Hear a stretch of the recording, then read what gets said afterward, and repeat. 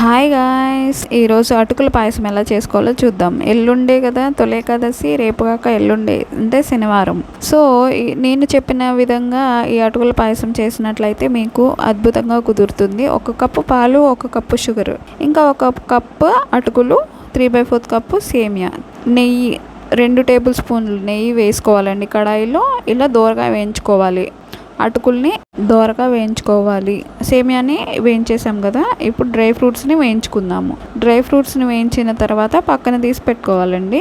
ఇప్పుడు అటుకుల్ని మళ్ళీ 2 table spoons నెయ్యి వేసి అటుకుల్ని ఫ్రై చేసుకోవాలి. అటుకులు ఫ్రై అయిన తర్వాత పాలు మిక్స్ చేస్తామండి. పాలు వేసి కలుపుకోవాలండి. కలుపుకుంటే కొంచెం దగ్గర పడుతుంది కదా, కొంచెం దగ్గర పడిన తర్వాత సేమియా మిక్స్ చేస్తాము.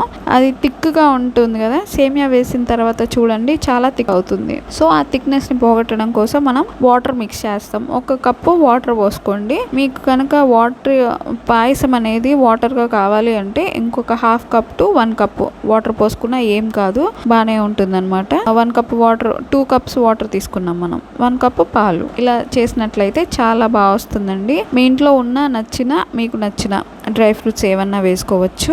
ఇంకా 1 స్పూన్ నెయ్యి కనుక పైన అలా వేస్తే అటుకుల పాయసం రెడీ. కిటికీ ఏంటంటే కల్లుప్పు చిటుకడంత వేసినట్టయితే ఏ స్వీట్ అయినా అద్భుతంగా ఉంటుందండి. మా అమ్మమ్మ వాళ్ళు అంతే చేసుకునే వాళ్ళు. Please subscribe. ఈ వీడియోని లైక్ చేసి షేర్ చేయండి. Thank you.